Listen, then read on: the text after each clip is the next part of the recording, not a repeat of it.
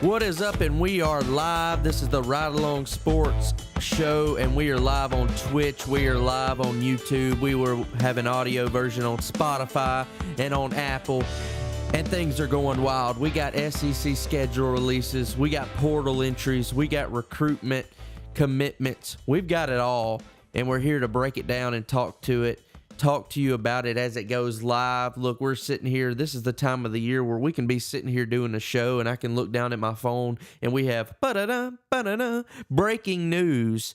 We have any type of sound for that, Brandon? That'll work. Breaking news.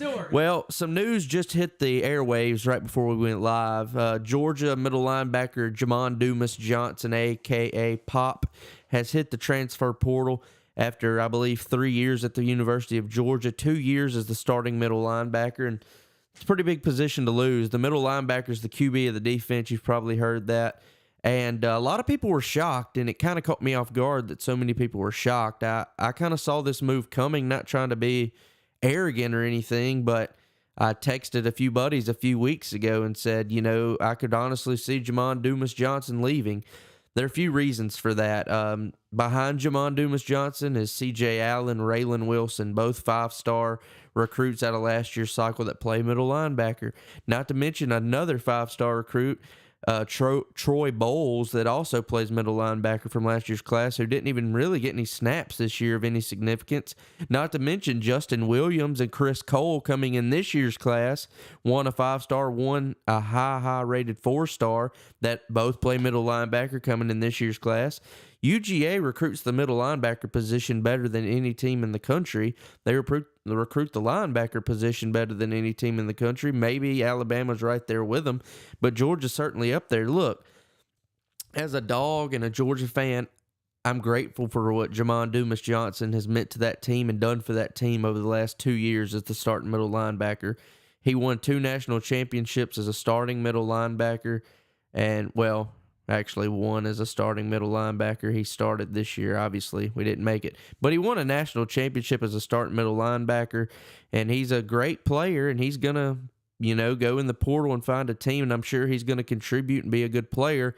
But here's the thing. There's only so many snaps to go around, and C.J. Allen and Raylan Wilson were pushing this guy for snaps before he got injured. I believe he broke his arm with about, I think there was like 4 or 5 games left in the season when he broke his arm. And after that, C.J. Allen really took that starting role, and, he kind of ran away with it. C.J. Allen played really well. Yes, he had some mishaps. Every freshman does when they get thrust into it. But I think Kirby knows the future is very, very bright in that inside linebacker room there at UGA. So, to me, no, it wasn't a surprise to see Jamon Dumas Johnson enter. This is a guy who's going to be coming off injury. He's going to be a senior if he decided to return to UGA, and you're telling him he's got to go battle Raylan Wilson, C.J. Allen, Troy Bowles, all these guys in practice just to get reps on the field. I think Jamon wants to go somewhere for his senior year where he knows he's going to get reps, and I don't think that was a promised thing at Georgia. I think Jamon was good enough to get reps at UGA, obviously, but he's not going to fight off C.J. and Raylan to the point where he's the only one getting reps. And I think Jamon, for his senior year, wants to go prove to NFL scouts that he's, NFL worthy. I think he wants to go get as many reps as he can, and I don't think he was going to get as many reps as he deserves and as talented as he is at Georgia. I think he's going to go somewhere else. Look, this is hot off the presser, but look, Jamon is a guy from the DMV, the Maryland, Delaware, and Virginia area, the DMV. See what we did there? I could see Jamon transferring somewhere closer to home. I don't know. He could stick in the SEC. Like I said, this is literally just happened 45 minutes ago. So, there's not really any info on what he's looking at right now, but don't be surprised if you see JDJ go play somewhere closer to home, maybe in North Carolina, a Virginia Tech, or a Virginia, Maryland.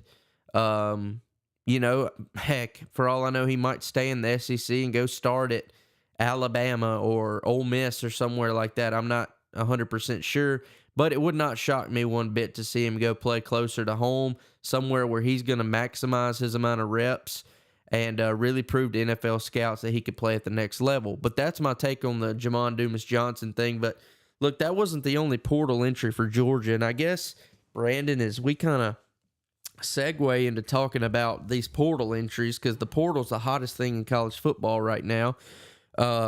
Obviously, it's the talk of the street. Everybody wakes up every morning, refreshes their Twitter to see if they landed somebody in the middle of the night, or if there's any new news on who might be coming to visit their campus. Man, this is the age of NIL and the portal, and we're in the thick of it. So let's just kind of talk about some of these portal guys.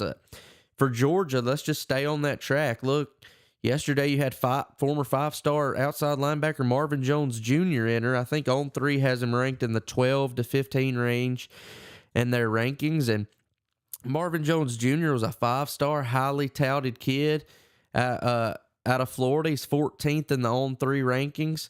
And look, he was highly touted. He came to Georgia. He chose Georgia over Florida State. His dad played at Florida State. He chose not to follow in his dad's footsteps to come to Georgia. Look, for Marvin Jones Jr., it hasn't really worked out the last 2 years. Look, he got a lot of reps this year. I believe he played around 230 some odd snaps, somewhere around there. He didn't contribute a ton. I don't know what it is. I think Marvin has everything, all the tools. He's 6'4", 250. Great size to play outside linebacker, rush end, but he just hasn't put it all together at UGA, whether it be scheme, what they were asking him to do. Like, I don't think he was particularly good in setting the edge. We didn't seem to blitz him just a ton either, and when we did, his pass rush win rate was not good at all. So, as a UGA fan, you hate to see five stars like this walk, especially one who got a lot of snaps last year, but he played 230 snaps and had 8 tackles. I mean, he's doing cardio out there. I mean, he wasn't really contributing. And yes, fans of other programs are going to see this and say, well, Georgia's going downhill. They just lost a 5-star from a few cycles ago. It's looking bad. Kirby Smart's in control. Here's the thing. Georgia has become what Alabama has been for years. When guys like this leave, what happens? You plug another one in that you've gotten. And Georgia's going to do that. They've got guys that can replace Marvin Jones Jr., and they're actively looking in the portal for guys to replace him. So the thing is, Josh Pate talks about it all the time. I listen to a lot of Josh Pate, as I'm sure some of you out there do too. There's consequences of success. And Georgia is facing consequences of success. There's less reps to go around when you have a lot of great players. The consequences of success and recruiting really well, or you're going to lose really good players sometimes. I mean, that's just how it is. And I know a lot of Georgia fans on fan boards and forums are freaking out. Guys, this isn't the first time this has happened. We've lost key players before to the portal and seen people go. Remember Tyreek Stevenson? Of course, that's a couple years ago, but he was going to be starting corner CB1. Decides to transfer to Miami. Really shocked me, shocked a lot of people. I think we did all right, though, without him. And, this the world we live in now with NIL and the transfer portal. People are going to leave if they're not happy. Some kids leave because they want more money. There's a lot of reasons for a kid to leave, but if you're a Georgia fan, I'd say don't panic. And I'll list a few more guys for Georgia that have entered the portal. You had Marvin Jones Jr. obviously enter. You had Jamon Dumas Johnson. You had Jackson Meeks. Jackson Meeks has found a new home, the wide receiver. He's at Syracuse, he's committed to Syracuse now. Jonathan Jefferson's committed to SMU. He left, the D lineman. You're going to lose guys. And there is one recruit that Georgia's lost so far that hurt me a little, because I think he should have, he was only a freshman this year and he got redshirted, so he still had 4 years of eligibility. I think he should have tried to grind it out, but I'm not there. I don't know. Maybe he's so far buried down he knows he's not going to have a shot. As Yazeed Haynes, the wide receiver from Pennsylvania that Georgia got last year, the 4-star. I really liked him coming out of high school. He entered his name in the portal about a week ago, or maybe less than a week ago. The portal's so crazy. A week ago feels like yesterday, and a yesterday feels like a week ago. So Yazeed Haynes entered the portal, and that one shocked me and hurt me a little, because I thought he was going to be a really good contributor. Maybe not this year, coming up year, but maybe the next. I thought he had a lot of potential. But, he doesn't want to wait around a year or two because he's a really good player and he wants to go somewhere where he can immediately contribute. And I think you should watch Penn State or Syracuse when it comes to Yazid's recruitment. And I think he's going to be a good ball player. But that's the thing. The depth charts get so logged up. Do you really want to wait your turn?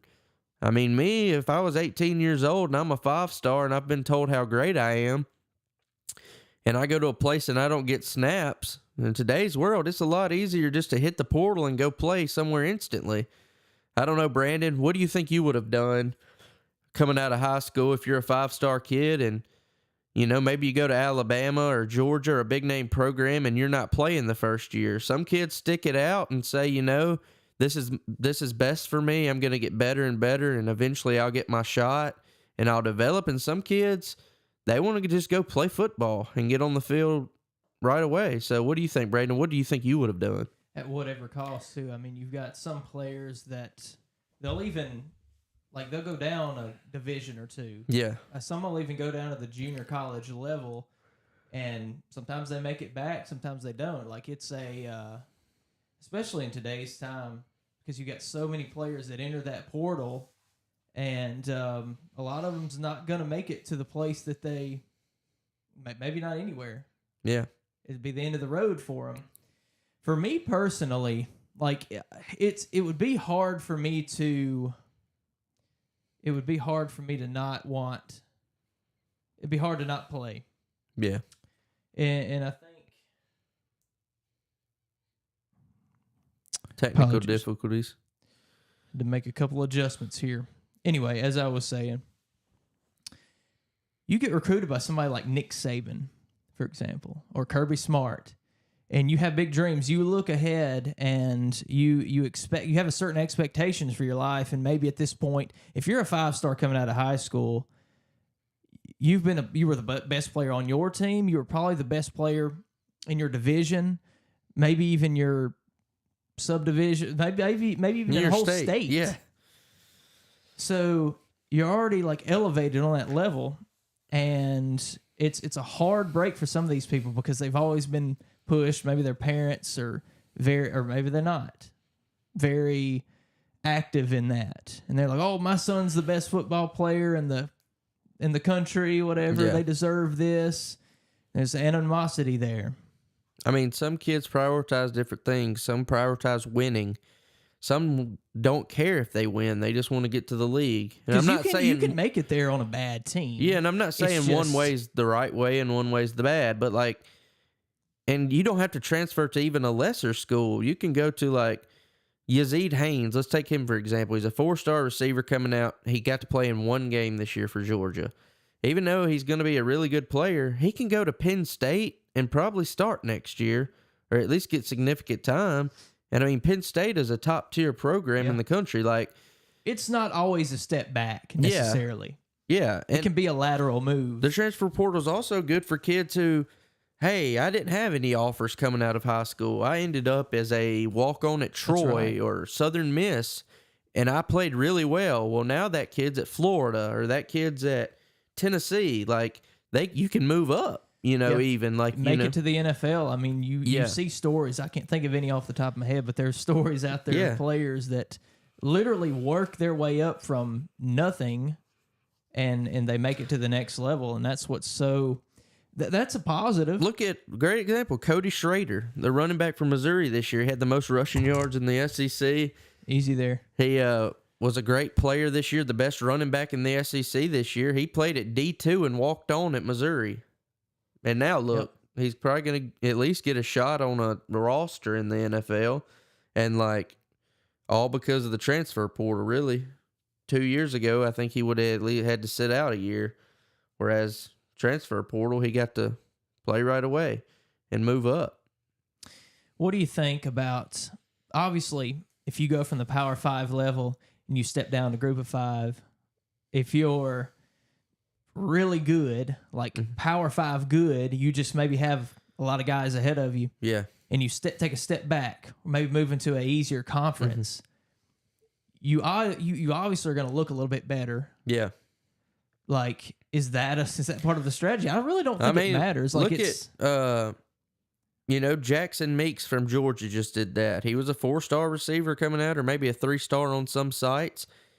He got limited reps at Georgia. He's been there like 3 years, though. He's practiced against the best. He practiced against Georgia's defense every time. Yeah. He played a lot of special teams. He just transferred to Syracuse. Syracuse is not a Power 5. Or are they? They're not ACC, are they?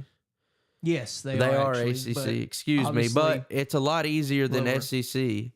And not to say it's easy. Like he's going to play D1 Power 5 competition, but now he's going to Syracuse where, maybe his talents look a little better than they did at Georgia.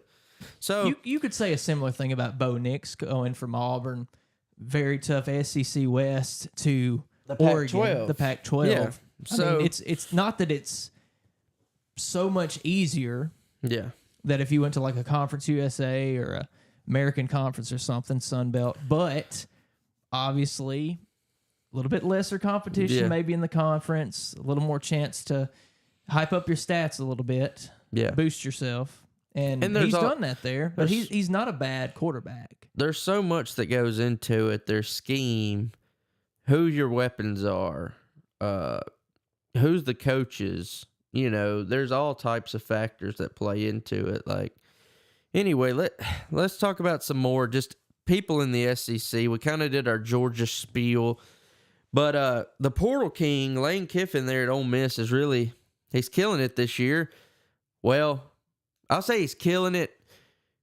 I don't know how to put it. He's projected to kill it. He's, a lot of people are projecting a lot of these kids to end up at Ole Miss. Walter Nolan, the number 1 player in the portal, is visiting there tomorrow. Great defensive lineman. I think there's not a school in the country that wouldn't love to have Walter Nolan. Lane Kiffin's got him coming on an official to Ole Miss. Huge. They had Tyler Barron on campus today from Tennessee, a great defensive end, can really set the edge against the run and can get after the passer. Any school in the country pretty much would love a Tyler Barron on their team from Tennessee. He just got a commitment today from Key Lawrence, the safety out of Oklahoma. He got a commitment from an offensive lineman yesterday or the day before.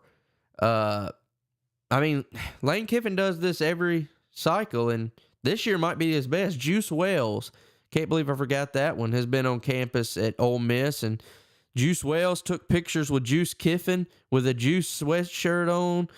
It was they played into it well, and now Juice Wells, one of the best receivers in the SEC, is projected to be an Ole Miss Rebel.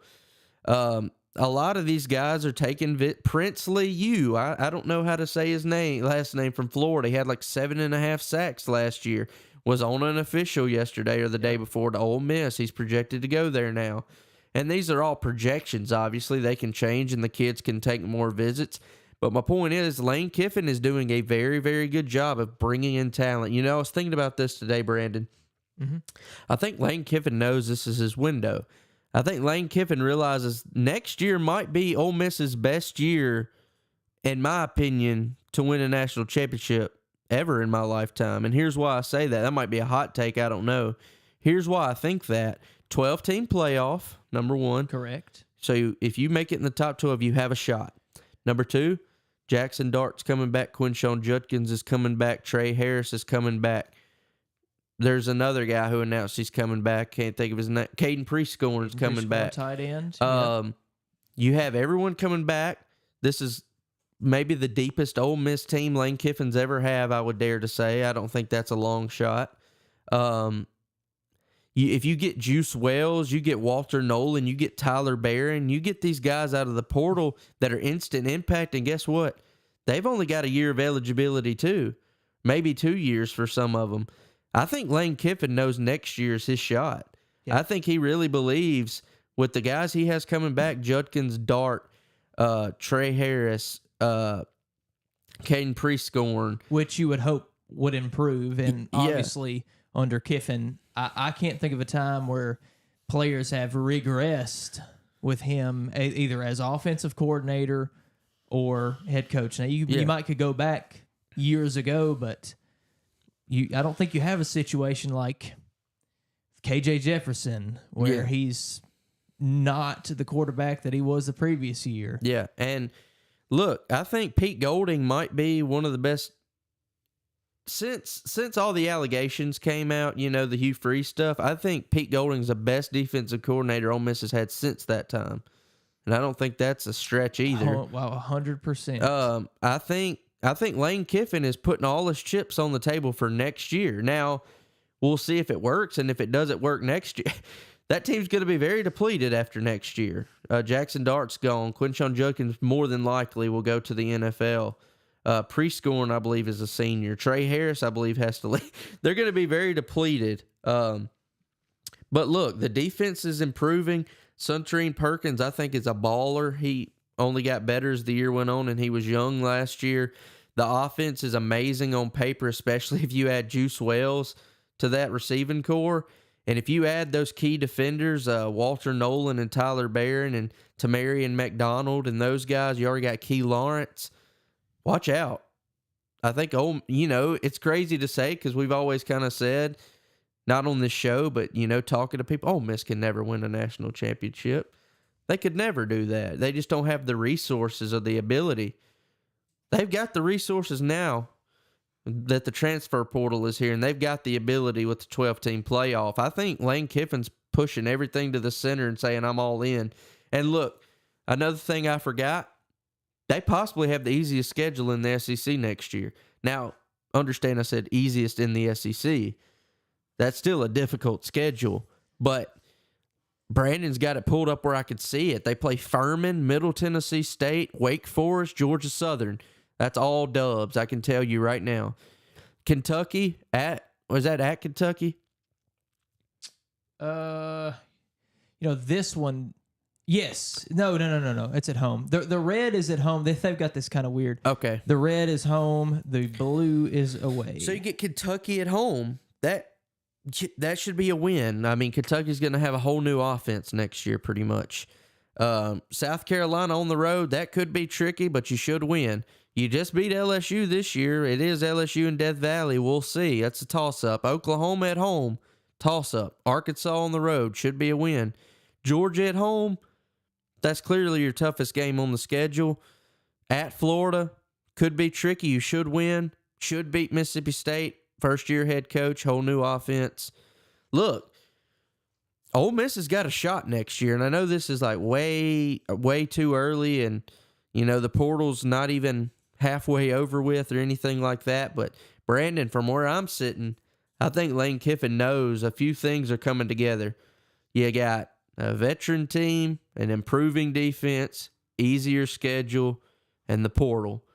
And I think he's kind of pushing all his chips toward the center and saying, if we're going to do it, we don't have Alabama on the schedule this year. First time, and I don't even know the last time that Alabama wasn't on the schedule. Probably pre-expansion when they added South Carolina and what was the other team? Back in the early 90s. When they started the divisions. Was that Arkansas? It was Arkansas. What if I told you, I'm just looking at the next year's schedule, you only have one team on that schedule that won double-digit games last year?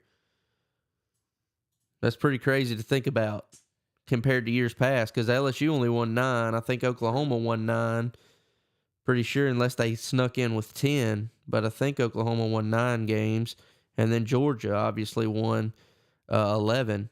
So that's pretty nice. Your schedule next year only has one team that had double-digit wins. How about Oklahoma coming to Oxford? And we'll get into we've got plenty of time to talk about Texas and Oklahoma. Honestly, it's a rude awakening. It's a rude awakening for Texas and Oklahoma coming into the conference. They do not have easy schedules. I don't know if you've seen their schedules. I know you have. Yeah.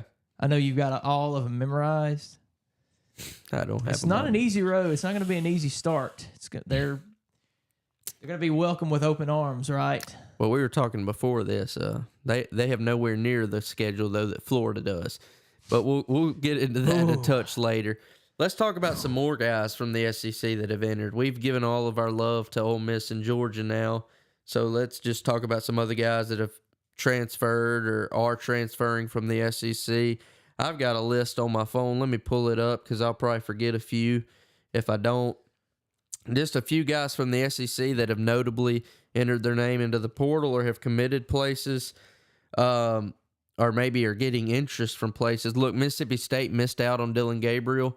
I know a lot of people thought Dylan Gabriel might follow Jeff Lebby down to Mississippi State. That would have been huge for them. Probably the best quarterback they've had on their roster since Dak Prescott. Would have to be. But, they missed out. Dylan Gabriel's headed to Oregon. But, look, we'll get into Mississippi State at a later time. I like what they're doing personally. Not saying they're going to win 10 games next year or anything like that, but I think they're building it the right way. Brock Vandegrift, the QB transfer from Georgia, wound up at Kentucky. Yeah. And it looks like Kentucky's planning on making him the starting QB next year. Obviously they have to go through camp. But there's nobody else on the roster right now, I don't think, that's going to compete with Brock Vandegrift. So he goes from being a backup at Georgia, starting quarterback at Kentucky. And that's what they need. And they're looking rough. He was a 5-star commit. He just never got on the field at UGA. I hope Brock does well, but I watched a lot of Georgia's football and tape. I never fell in love with Brock Vandegrift. I never thought he was the guy. He seems to be a great person, but I wish him the best, except against Georgia. But I hope he does well. Brock Vandegrift goes to Kentucky. Yeah, do a little sound effect when I announce. All right. Will Rogers is being crystal balled right now and is taking an official visit to Washington. So Will Rogers, I like Will Rogers. I think he's a great guy just from stories I've heard and things, and I think he's a pretty decent football player. And I think Washington makes a lot of sense for a lot of reasons. Will Rogers played in the air raid in high school and in college. Get this, Brandon.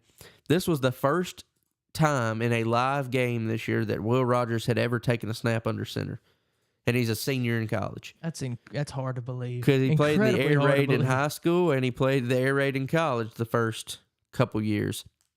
So Will Rogers, obviously, he didn't fit this scheme this past year for Mississippi State. Everybody knows it was rough. I don't need to rehash it. It was awful. Will Rogers looked bad. He was injured. He was banged up. He didn't look like himself. But look, Washington, you're telling me I can leave Mississippi State and go be the starting quarterback next year for Washington?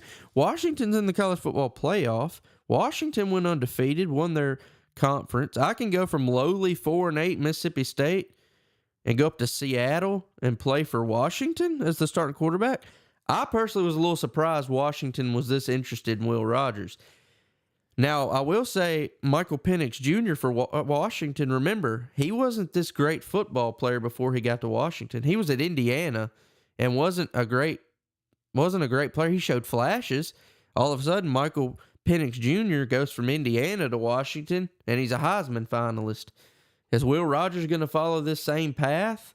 I don't know. Kalen DeBoer going to work some magic, but I was a little shocked a program like Washington was interested in Will Rogers. I thought he would end up at like a Western Kentucky where they run the air raid. Like I thought he would like end up at a smaller air raid school, something that fit him, and he could go put up big numbers and try to get a shot in the NFL. But no, Washington says, come on a visit. So, it's not confirmed. Will Rogers is not committed to Washington, but that seems to be the rumor right now. Did that shock you at all, Brandon? It really did. It really did. Me too. I was like, wow.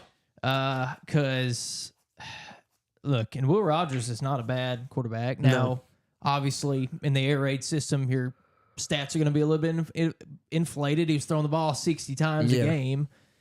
But he could throw it. He could throw it. He was He's accurate. It was just this year, season, he was immobilized. That's the only thing. It was like he was it's like he was trying to play with bricks tied around his ankles. I mean, he had never played in this system, and you have it was a tough situation. You're trying to learn a whole new thing that you've never studied before. It's a lose-lose situation for everybody involved in that program this year, and it's just unfortunate. And it could have been handled better. Now, who could have did it better? Was it on Zach Arnett? Probably so. It was his job to make sure his teams go on the right route. And they, Mississippi State, since we're on them, I'll throw in a few other guys that they've lost / added. They lost DeCamerion Richardson, a corner, their best corner. He's from Louisiana. I'd watch LSU there heavily on him. They got a commitment from North Texas's center today. His last name's Minor. That's all I remember. He's going to play inside offensive line for them. But Mississippi State right now seems to be wanting to do the most damage in recruiting. And Jeff Lebby is doing a really good job at recruiting the high school level right now. They've gotten a 4-star QB to flip from Oregon just a couple days ago. Michael Van Buren, J.J. Harrell's committed there out of South Panola High School, or North Panola, excuse me. That's probably like a sin to say you went to South when you went to North. But Braylon Burnside seems to maybe be trending to Mississippi State. Daniel Hill seems to be trending to Mississippi State.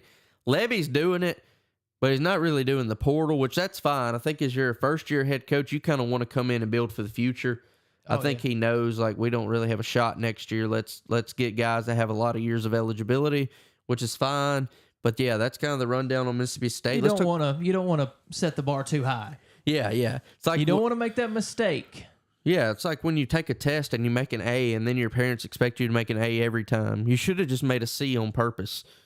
That way, if you made a B, they're like, oh, my, wow, you did a great job. If you make an A, like they buy you pizza or something. You know what I'm saying? So, like... Yeah. But the thing about Mississippi State real quick, the offense is going to be fine. Yeah. Jeff Levy's got a track record of having top 10 offenses at many different stops. Probably every stop he's been at least 1 or 2 seasons, he's had top 10 offenses in probably total offense. What does the defense do? How does the defense stack up? TBD. To be determined. I mean, we won't know until we see a product. They're losing a lot off the defense just to graduation. Their best players are all graduating, but it's probably going to be rough. But I look at it this way.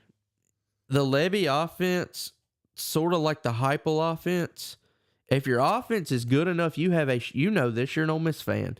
If your offense is good enough, you have a shot in every game. Remember when y'all would beat Arkansas that year, like 45-42? Yeah. Like, your offense is good enough, you have a shot in every game. Because if the other team just turns it over once or twice, if your offense scores every drive, you can win. All it takes is one break in that momentum, turnover, or force somebody to punt. So something to break it up. I'll call it now. Mississippi State's going to have an upset next year, maybe 2 that people are going to be shocked, but it's going to happen because that style of offense. They'll always pull a rabbit out of their hat. Somebody has a bad day that they're not supposed to beat, and they wind up beating them just because of the style of football they play. So that's going to happen. All right. Juice Wells is in the portal out of South Carolina. Big loss for the Gamecocks and O'Shane Bama. He looks like he might be headed to Ole Miss, and Brandon, that would be a huge pickup. You're talking about Trey Harris, Juice Wells, and Jordan Watkins being your top 3 receivers, and then Caden Prescorn at tight end with Jackson Dart throwing to him and Quinshon Judkins in the backfield. Really building that, just for the receiving part of it, that receiving core up to look like receiving cores of the past. Yeah, like DK Metcalf, A.J. Brown, those kind of receiving duos cores. and trios out there at times. The nasty wideouts. Yeah, nasty wideouts. NWO. Shout out Hulk Hogan. All right, if you're listening to this. All right, so I doubt it. Anyway, so Juice Wells could be headed to Ole Miss, but I'd say pump the brakes a little. I think he is going to end up at Ole Miss. Let me say that. But it wouldn't shock me if he wound up at Tennessee or Texas, but I think he did cancel his Texas visit. So I'm going to look, Zach's crystal ball, do the noise. Zach's crystal ball, Juice Wells, Ole Miss. That's my call, and that'll be huge for Ole Miss and a big loss there for the Gamecocks. Look, Will Shepherd, right before the show started, a couple hours, Will Shepherd, standout wide receiver from Vanderbilt, had 21 receiving TDs in the last 2 years. That's the second most in the SEC over that span. And yes, he played at Vanderbilt, but he is a very good player. He did that against SEC defenses. Will Shepherd, I thought, there was some momentum for Mississippi State there. He's from Louisiana. There was a little momentum for Tulane, actually. to get in on Will Sheppard. Well, he committed to primetime Deion Sanders right before this show started. So Will Sheppard heading up to Boulder. So that's a loss for Vanderbilt. And my gosh, let's just talk about it. Vanderbilt, I might be willing to say this is the lowest in my lifetime I've ever seen Vanderbilt. And I am 25 years old. They have lost, I think, 17 or 18 players to the portal. They lost three quarterbacks off the roster. 3. Their top 4 receivers, their starting running back. It's bad, and that's only like 8 of the 18 right there. So Vanderbilt's in the dumps. You got Will Sheppard going to Colorado. I'm just going to list some of the Vandy guys on where they went. Ready for my crystal ball? That's 247 calls it. London Humphreys, a 6'3", 395-pound receiver from Vanderbilt. He only played high school. He only played football his senior year of high school. That's it.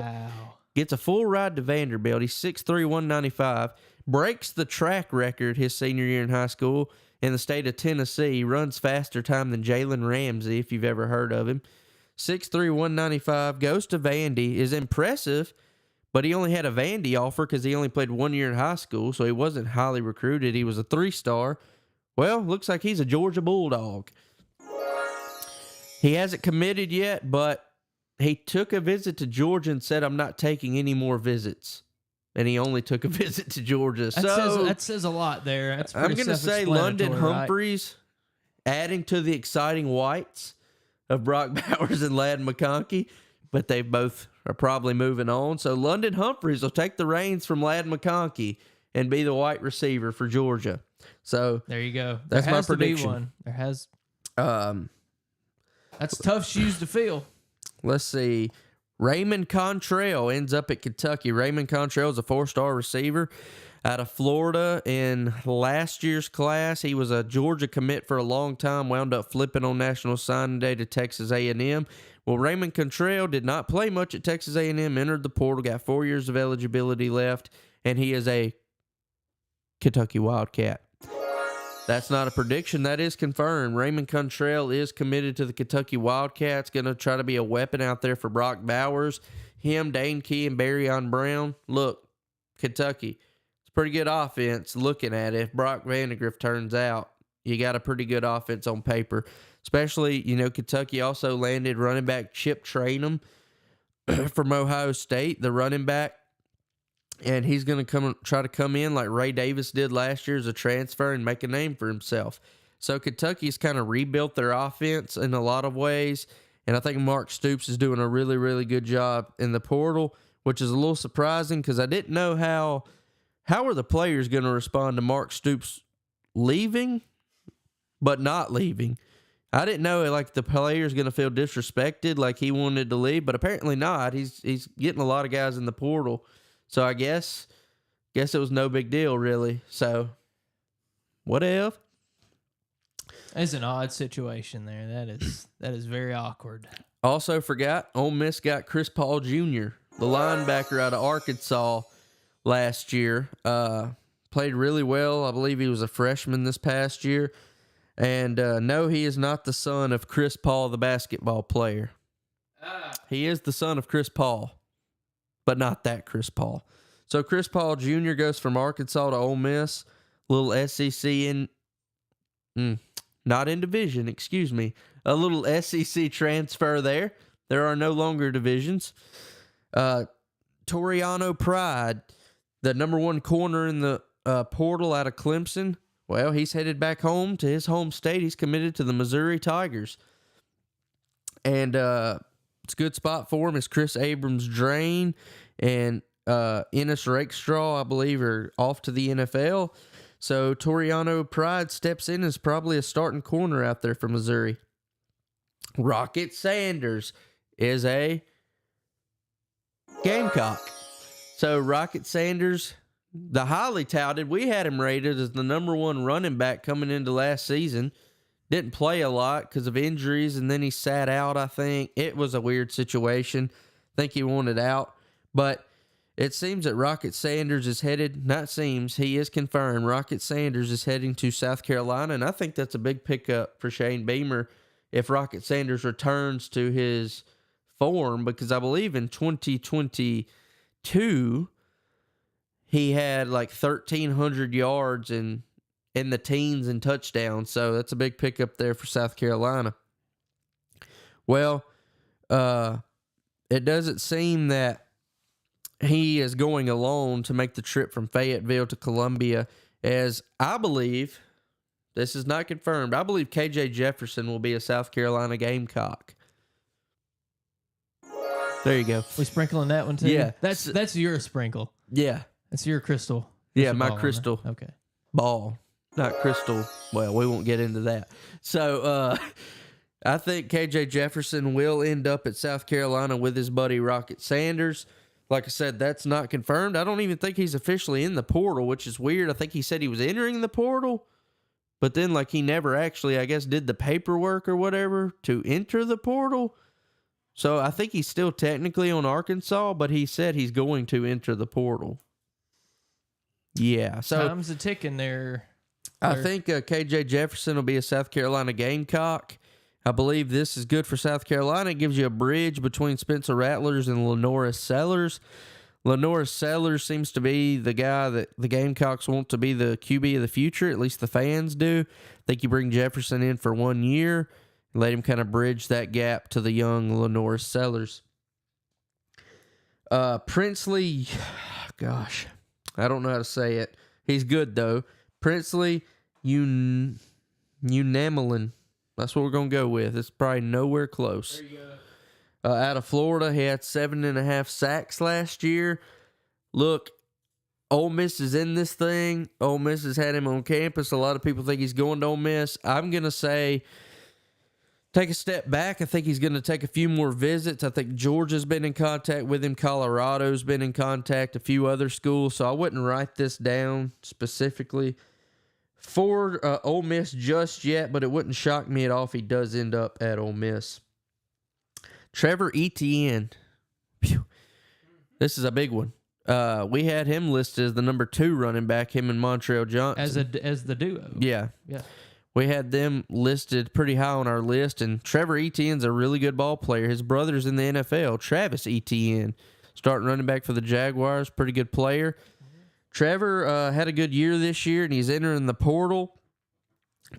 Really hurt Florida fans. He's a fan favorite. He's one of their best players. And this hurts Florida fans even more. Oh, this hurts Florida fans. He's rumored to be going to the University of Georgia from Florida, their biggest rival. Possibly their best player on offense jumping to their biggest rival. That hurts. But as a Georgia fan, I hope it happens. But yeah, for Florida, that's tough. Tyler Barron, we talked about him going to Ole Miss, not confirmed, but he visited. I think Alabama's in this thing. Georgia's in that thing. Texas is in that thing. Nyland Green, corner, that's in the portal from Georgia. I'm going to say Arkansas. Watch Arkansas. We're going to go through some of these. We're through most of the big names. Jaleel Skinner from Miami. I'm calling Auburn. Xavier Sorey from Georgia. I'm calling Arkansas. Chase Biscontis from Texas A&M, the lineman. He's a really, really good player. I'm calling LSU. Woody Marks, the really good running back out of Mississippi State. He's in the portal. I think he's going to follow his buddy Will Rogers up to Washington. I think just like KJ Jefferson and Rocket Sanders, going to follow each other. Marvin Jones Jr., we talked about him earlier. I'm going to say watch Florida State. Colby Young, a 6'5" receiver. It's pretty tall for a receiver out of Miami. He's at Georgia right now as we speak on a visit. I think he's going to end up a dog. Holden Stays, tight end out of Notre Dame. Watch Tennessee. Chris Brazil, I think that's pronounced. Good, speedy, big wide receiver out of Tulane. Watch Tennessee. Tamarian McDonald out of Tennessee. Watch Ole Miss. And Malik Murphy. That was a big one. Backup QB at Texas. He's second string. Played when Quinn Ewers went down this year. He's got all the talent in the world. I'm going to say watch Auburn for Malik Murphy. All right, so I ran through that, and you're probably tired if you're listening to this of hearing random names and random schools thrown out there, because I know I am, and I'm the one saying them. So, Brandon, what I can't talk now. What's next on the ledger, Brandon? You want to pull up that Florida schedule? Yeah, let's do that. Ooh. We're not going to pull up First all of the all, schedules tonight, but we'll show you this one. Tell me, Zach, as I'm preparing this here, how hot is the seat going to be for Billy Napier? And you'll see if you haven't seen this schedule yet, folks. It could get ugly, and it could get ugly fast. What kind of season is Billy looking at? And I need to see it again before I give an analysis. From what I've seen, it don't look good. At this point, let's just look at this point. They end the season, 4-8? Is that 4-8? 5-7? 5-7. Potato. Because they lost to Arkansas at home. Let's not forget that horrid Arkansas team.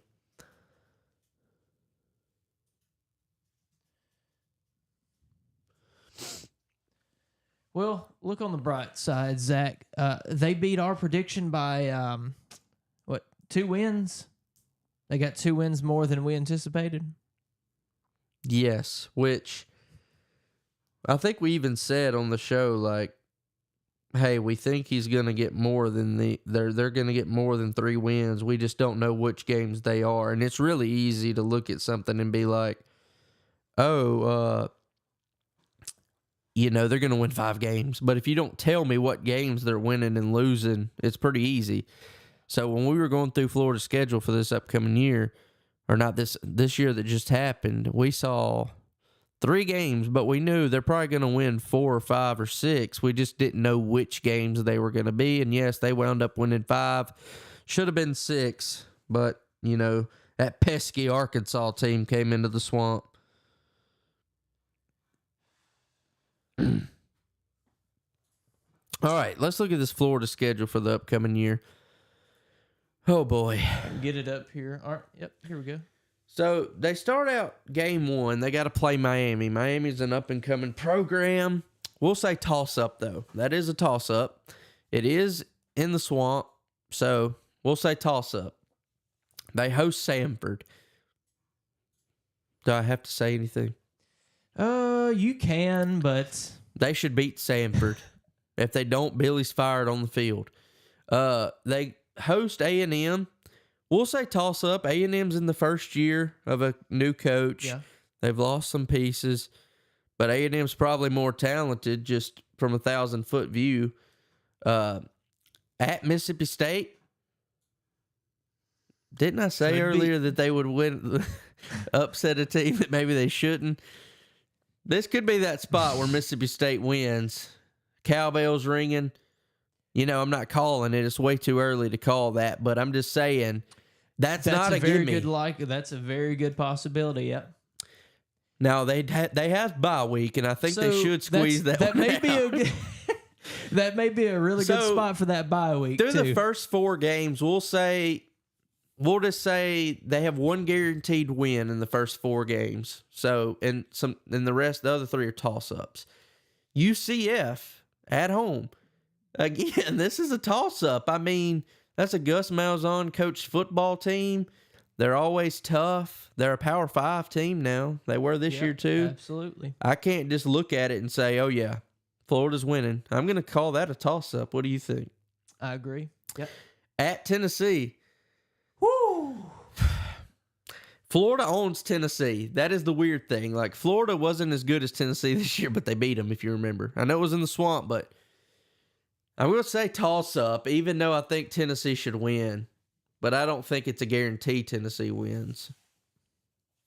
It's so hard, man, because Florida is just they're in a bad state right now. No, they're in Florida. Oh. Anyway. Florida, man. So then they host Kentucky. I got to say toss-up. Like, I can't say Florida's definitely winning that. It literally doesn't matter. Swamp, home or away. I don't think scroll down because it gets worse.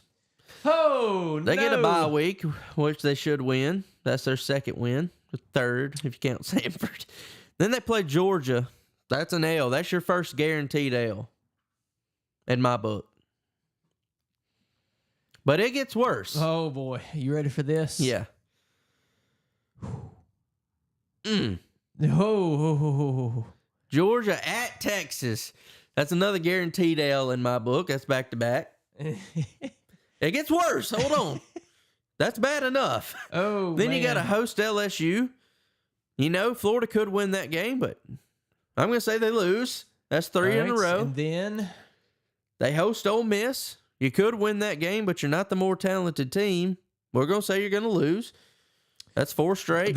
Also the aspect to look at, what is your depth looking like? Yeah. Are players hurt after this beating that you're taking all this year? What are you left with by the time you get to this part of the season? And then, of course, they end it At Florida State. at Florida State in Tallahassee. You know, there's no way for us to know this because we would have to do so much research. Do you think, I mean, just yes or no? I mean, obviously there's no right answer because we're not going to know the answer. Do you think that's the hardest 5-game stretch in SEC history? Like, what are the odds that it is? I know the SEC's been around a long time, but I feel like that final 5 games has got to be one of the harder 5-game stretches of all time on paper. This is before. Look, we're a year away from this. A lot can happen in a year. Transfers, all types of stuff, injuries. But just on paper, a year out, hypothetical, that's got to be one of the hardest 5-game stretches. Every team in that 5-game stretch is in the top 15. 4 are in the top 10, or 3 are in the top 10. Ole Miss at 11. What if I told you every team on there but one won double-digit games? The only one that didn't was LSU, and they won 9. Yeah. And had the Heisman winner. Which obviously they won't have Jaden Daniels next year. Hold on, I'm about to add up, Brandon, keep them occupied. I want to add up the record this year of all these teams. This is there's you can look through here from top to bottom all day long, all night long. You can look usually every schedule, whatever your favorite team is out there, your schedule, you can look at and say, okay, I feel confident about this. This stretch may be tough, but we have, these 2 games to kind of recover from. We got 5-game stretch, which I know it's different teams because it's a different year and you have people leave and people joining. That 5-game stretch right there this year went a combined 53-7. Is that all? Which averages out to 10.6 wins on average, so 11 wins on average. Brilliant.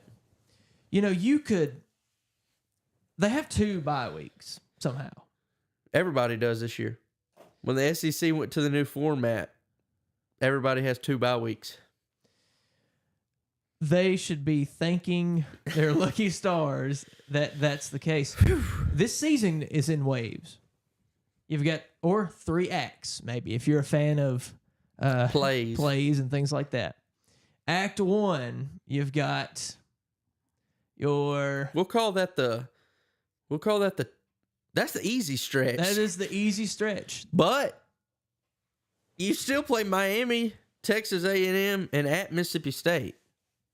You don't have another Samford.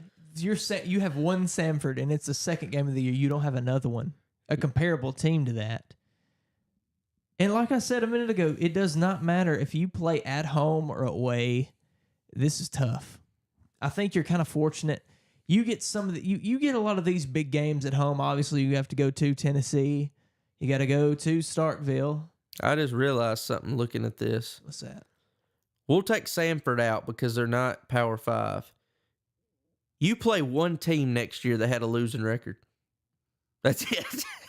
Mississippi State's the only team that had a losing record.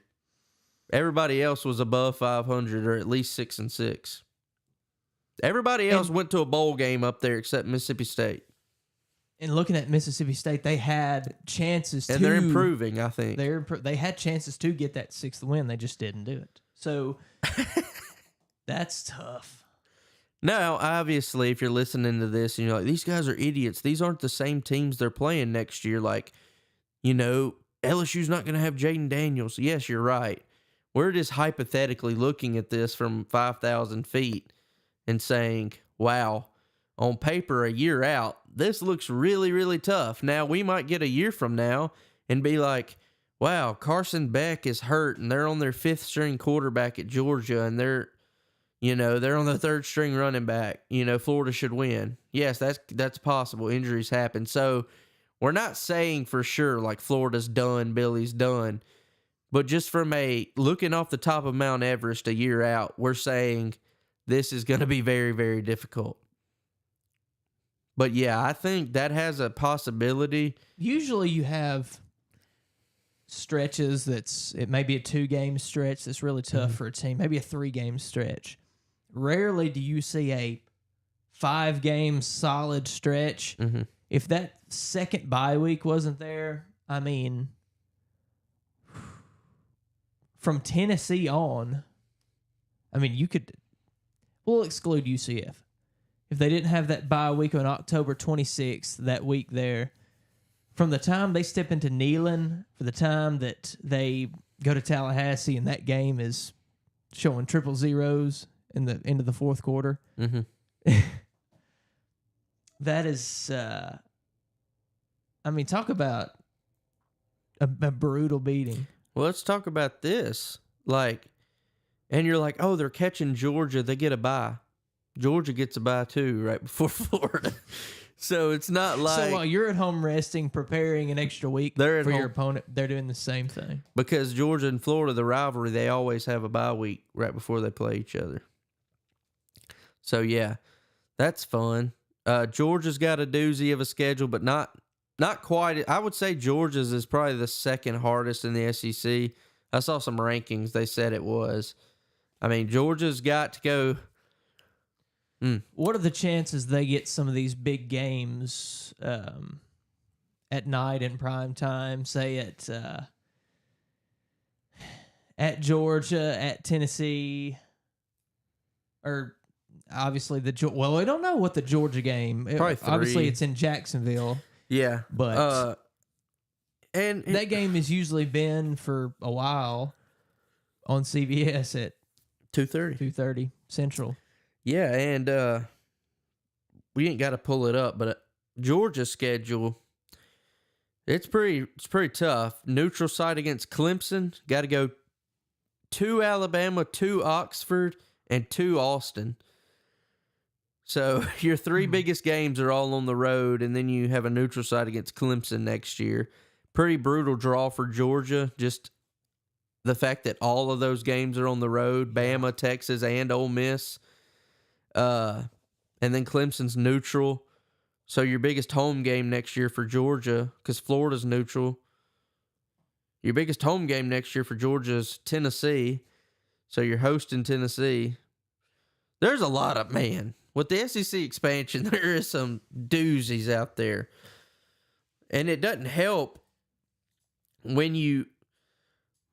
Look, I'm all for competition. I want to see Georgia play good teams, but part of me wishes we weren't playing Clemson as our out-of-conference choice. Our other one is UMass, which, yes, that'll be an easy dub, but you have one cupcake. You picked Clemson as one of your out-of-conference, which most SEC teams this year, I noticed, there's not really any school, I think, that has, Ole Miss has several cupcakes with Georgia Southern and a few others on there, Middle Tennessee State. But most SEC teams this year, I noticed, I don't know if you noticed this, Brandon, week 2 looks like how in college basketball they do the, what do you call it? Like the Big Ten versus SEC tournament? Yes. Or challenge. That's what it's called. Week 2 this year, like the early part of the season looks like almost an SEC versus other conferences challenges. Like Georgia's playing Clemson. Texas is playing Michigan. Like that's a huge game. Alabama's playing Wisconsin. Tennessee's playing NC State. Mississippi State's going to Phoenix to play Arizona State. Like there's like week 2, I think it is. It's like, wow.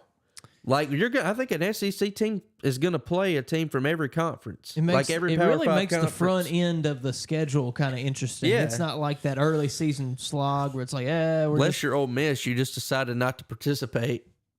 But that's fine. Yeah, so... Well, everybody's beating up on each other. Ole Miss is... be sitting back there laughing. Yeah. But for Florida, that's just brutal. And okay, we looked at our schedule. We looked at their schedule there. What does the outlook? What does the future look like for Billy Napier? Obviously, we don't know what we don't know what the team's going to look like. We don't know, how all that's going to conspire. But as it stands, just a prediction, way too early. What's because you hear some talk out there like, oh, he's not going to make it through the season, or he's got another year. They're going to give him another chance, or you never know. They may have a good year. They kept Billy for one reason this year, I believe. The one reason that Billy still has a job right now is the recruiting class he's bringing in. 5-star quarterback DJ Lagway is going to be on campus next year. I presume to be the backup to Graham Mertz. But if he gets on campus and looks like the next Jalen Hurts or the next Patrick Mahomes, he's going to play over Graham Mertz. Billy, I believe, really has a job right now because they're banking on this recruiting class. 247's got him at 5th. Yeah, they're banking on this recruiting class being elite. And if they are, Billy's going to have a job for a while. Here's the thing, though. On3 has him at 5th as well, by the way. So here's the thing. DJ Lagway, I feel like, is what Florida's putting their stock in. This is our guy. He's a 5-star quarterback. He's supposed to be great. He's a big kid. He's fast. He can sling it. They're putting all their chips in that. But he's not going to start next year, presumably. Presumably, Graham Mertz is going to be your starter because he decided to come back. But like I said, if DJ Lagway gets on campus and they're like, oh my gosh, this guy is special, he'll start at some point. Me saying that is, do you think they're going to give him multiple years with this recruiting class? Or is he just going to get 1 year? What if DJ Lagway never touches the field and they fire him? But he's the one that recruited him in. Do you think they should give him multiple years to see if this 5th-ranked recruiting class he brings in could turn him around? Or do you think, no, you get one shot?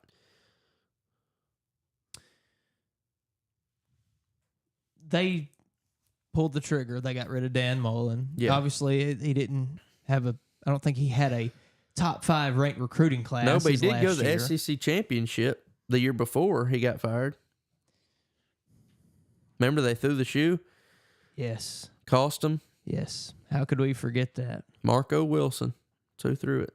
Couldn't believe it when I saw it. Foggy game. Yep.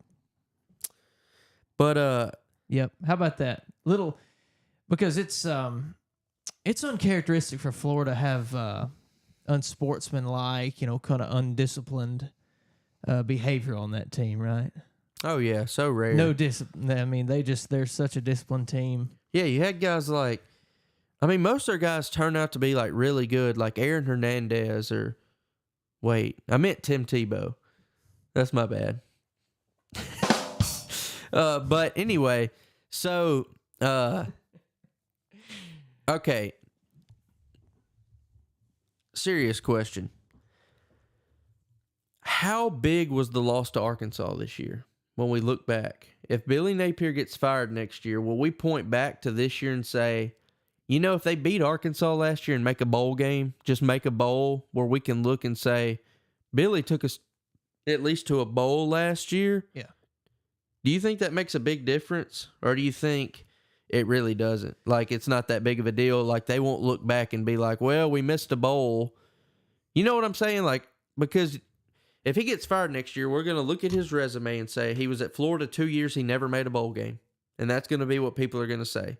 He was at Florida 3 years, never made a bowl. It was time. But if they would have beat Arkansas this year, you could have looked back and said, Well, he made a bowl game one year. At least it was a bowl. Now, I'm not saying it's up to Florida standard. Do you think that has any impact at all or no? It's all about the optics, right? Yeah. So how big was that loss to Arkansas in the swamp this year? So you say, is there a difference between 5-7 or 6-6 and going to the Birmingham Bowl, Music City? Yeah, just from a 10,000-foot view. I'm not obviously Florida's standards is not to be 6-6 and make the Birmingham Bowl. They want to win the national title. They believe they have the resources to do so. If you're trying to hang, you're saying if you're trying to hang your hat on some kind of positivity, yeah, if you're like Billy you did Napier something. and they're talking about firing you next year halfway through the Honestly, season. in the grand scheme of things, I don't think it really matters. However, I don't see how it could hurt. You go to a bowl game, like that's something. It's not 2 years of a losing season where you're just not going upward. You don't have any upward trajectory. Like, right? I feel like if I was Billy Napier, like you may have a little bit more optimism.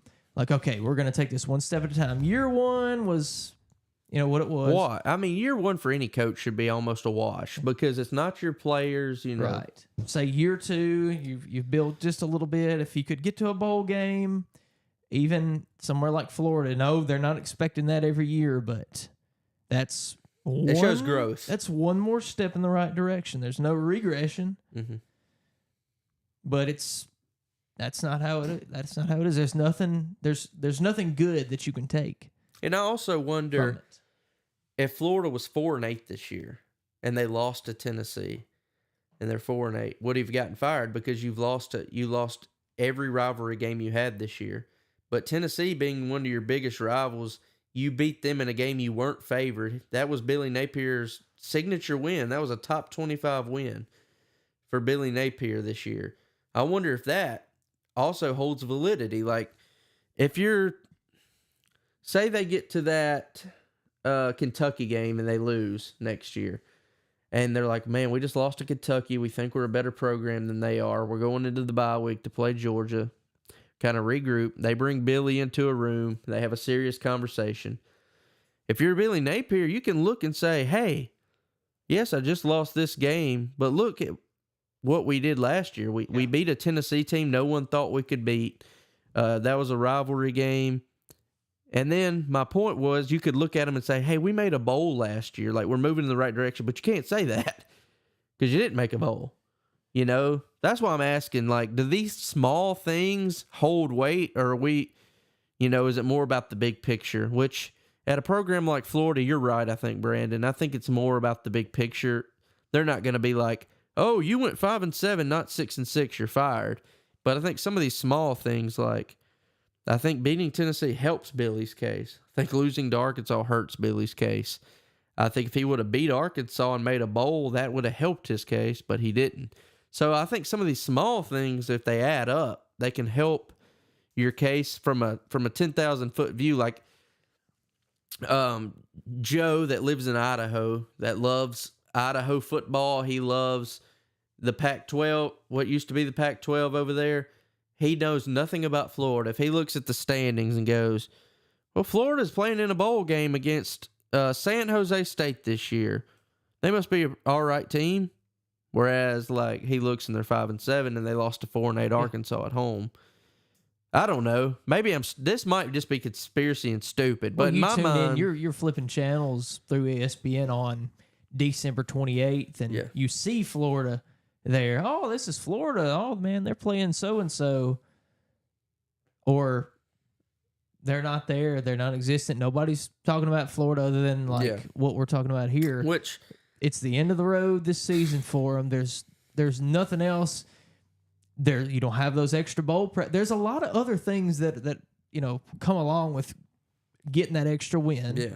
There's all those extra bowl practices. I don't know if that helps them or not. I will say for Billy's, like, he can use this to his advantage. They were the youngest team in the SEC, I believe. Congrats, Brandon Princely, Unamalayan or whatever. He's an Ole Miss Rebel. That's huge. He's the number 3 player in the whole portal. He's a defensive end, had 7.5, 8 sacks last year for Florida. He's really good. That's huge. I'm It's reading a this very, now. very needed, much 8 needed minutes position. ago, that became official. Sweet.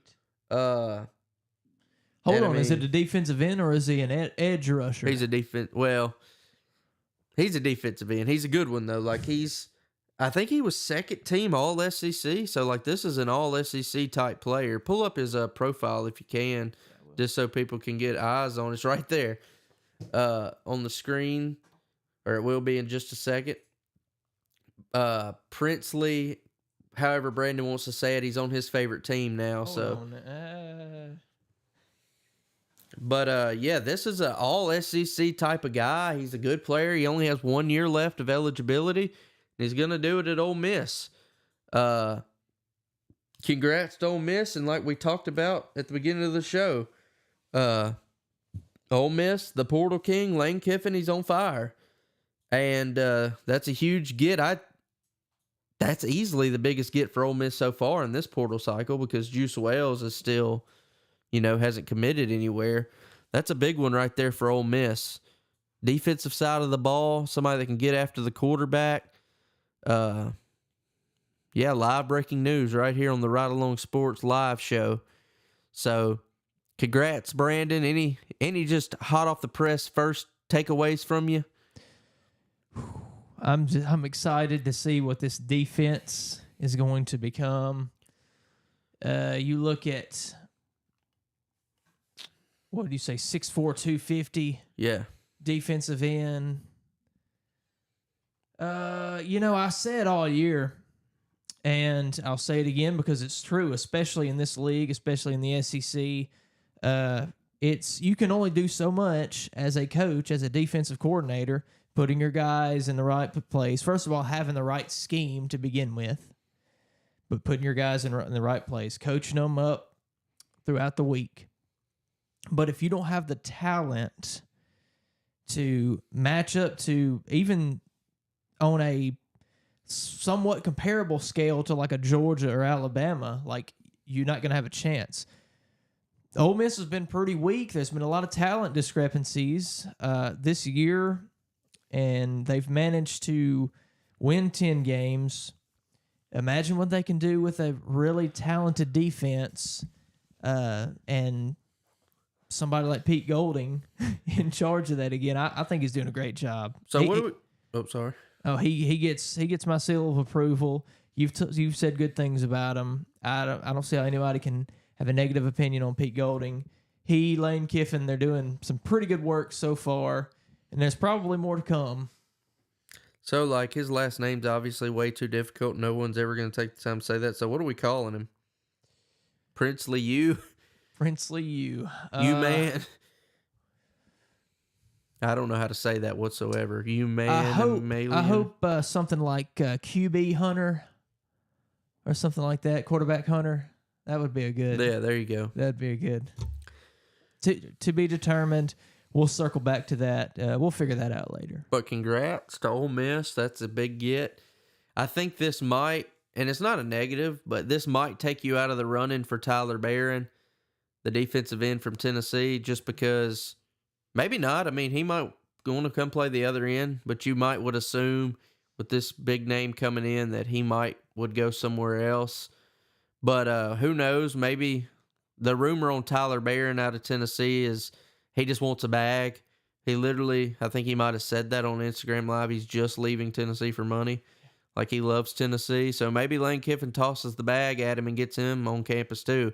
You have Princely and Tyler Barron on each end. And if you get Walter Nolan up the middle, you might have the best defensive line in the SEC, which would be something much needed. Much needed. We've seen from Ole Miss since maybe Robert Kimdichie was there, and I don't know if they had Laramie the best. Tunsil? He was on the offensive line. We're talking about defense. Yeah, sorry. I thought we were just talking about lines in general. Oh yeah, love lines, love connecting them. All the things. What about dotted lines? It's not a big dotted guy. It's nothing like just one solid line. Yeah. Right? All right, so we need to wrap this up as it's 9:00 here in our time, but I wanted to ask Brandon a very important question to end this. Brandon, give me your favorite I know you can't narrow it down to one. You've already told me, but give me like your top 3 Christmas movies of all time. top 3 Christmas movies of all time. And I'll give you mine since I already know mine. Tell me yours. No order, just top 3. Okay. I'm going to go with Home Alone number 2, the second Home Alone, Lost in New York. Okay. Home Alone 2, because Home Alone is definitely a Christmas movie, by the way. If you don't agree with that, I'm sorry. Home Alone's a Christmas movie. I think of it. I love Home Alone 2, Lost in New York. I think that's the name of it. Yes. Another great I really like The Grinch, the 2000 one. The 2000 or 2001 Jim Carrey Fun Grinch. fact about that movie, and it's really not a fun fact because it's about me, so that's kind of a little narcissistic there. My apologies. That was the first movie I ever saw at a movie theater. Really? I was like 5 years old. I know what mine was. Over the Hedge. Yes. Not quite as good as The Grinch, but... just a little bit. No, but it was, I guess that came out in 2000. I was 4, I guess. So I'm going to go Home Alone 2, The Grinch, and... this is where it gets tough. That last one. All right. How about I name some? My here? wife really loves the Santa Claus movies. I'm not the biggest fan of them, though. They start getting a little cheesy.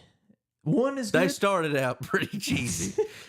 Tim Allen from Home Improvement, a.k.a. Buzz Lightyear. What about Elf? Elf is great. You got Elf. You've got... I got burnt out on Elf. I've seen it so many times. It's like not voluntarily either. A Christmas Story. I know my third one. Not A Christmas Story. You might think I'm weird for this. I saw it in theaters and I loved it and I still like it today. The animated Christmas Carol movie with Ebenezer Scrooge and the Ghost of Christmas Past. Jim Carrey. Yeah. As That's my top 3. Home Alone 2, The Grinch, and the Christmas Carol animated movie. From the creators of the Polar Express, which is another great movie.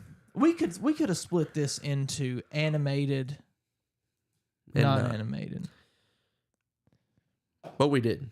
No, we didn't. I wish we would have. That made it a little bit easier. So what's your top 3, Brandon? So yours... Home Alone 2, Home Alone 2, The Grinch, and the Christmas Carol. The Grinch has to be on there for me. I don't know what order that is. It has to be on. Mine's not in order. That's just my top 3. So I'd say The Grinch, that one. Although the old animated one is the little short from like the 50s or whatever is. You like that one better? No. Oh. I don't. And honestly, the new animated Grinch, I find my wife and I watching that a lot. But the 2000 live action Grinch, I would say, is on that list. Jim Carrey.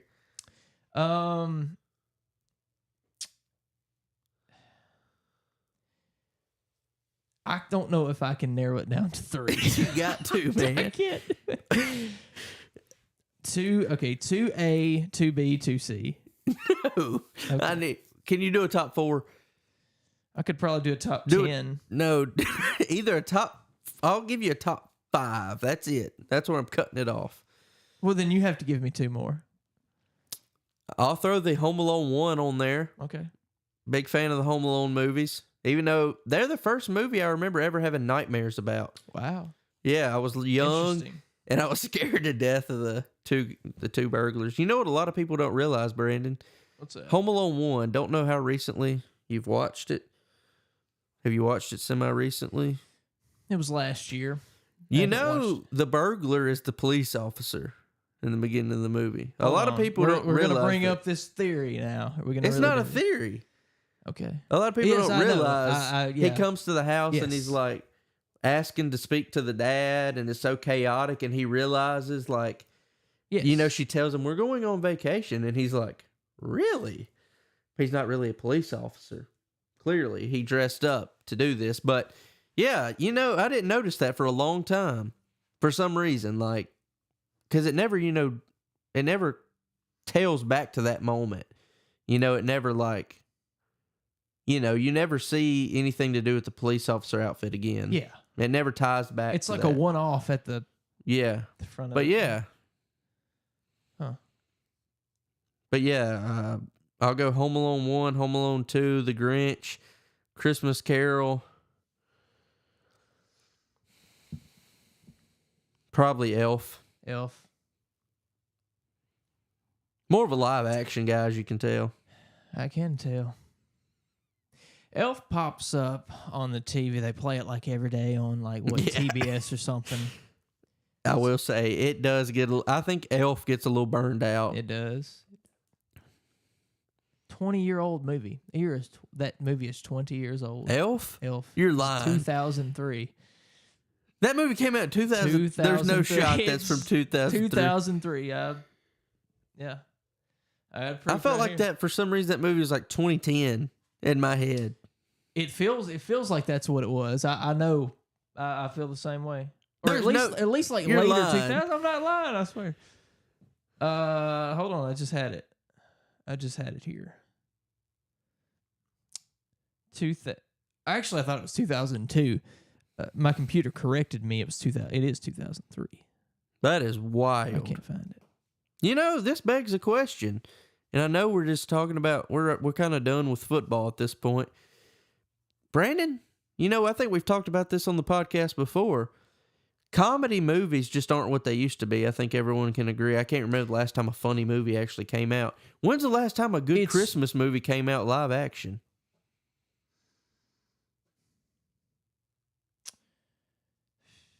One that's just like a classic, like you got to watch it every Christmas, like a great Christmas movie, a live action one.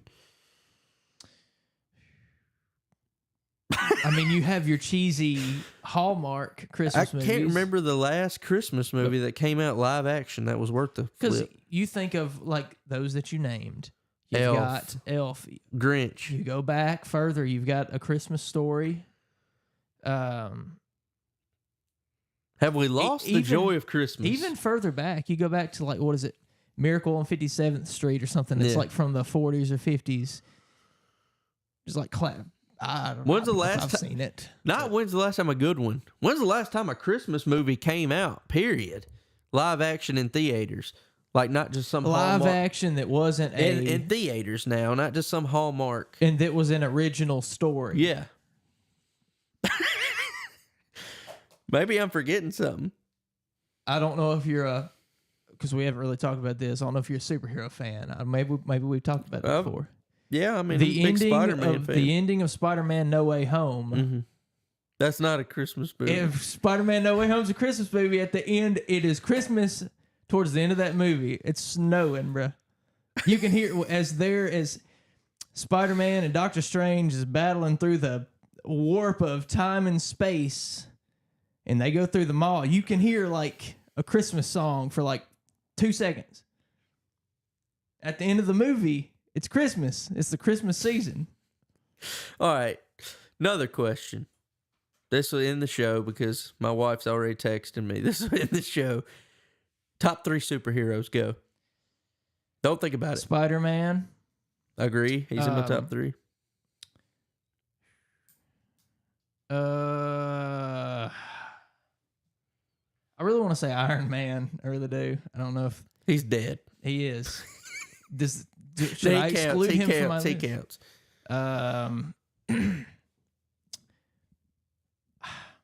Superman. I mean, we're talking about goats of superheroes. He's kind of the goat. He's got to be on there, right? I'll go top 3: Spider-Man, Batman.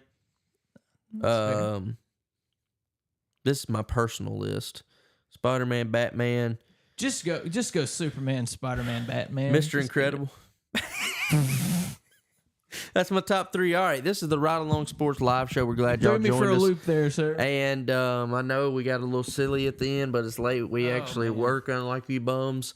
And we're going to get out of here. Catch us on Spotify, Apple Podcasts, Twitch, YouTube, anywhere you listen or watch videos, we're there. So find us there, Ride Along Sports on all the socials, Twitter, follow us, Instagram, follow us. I believe we even have a Facebook now, right? Yes, Producer we've Brandon. got everything. You look, literally, you can go on Google. If all else fails, search Ride Along Sports in Google.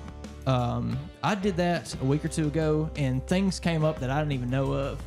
Like, you can find us. You can find us. You just got to search a name, they're RideAlong Sports. There's nobody else with that name. There's nobody else with anything comparable to that. And we'll end this show to tell you the Raiders are up on the Chargers 42-0 at the half. And I wish I was joking. They scored 0 last week. They've got 42 at the half tonight. And that's it for us at RideAlong Sports. I'm Zach. That's Brandon. Peace. See ya.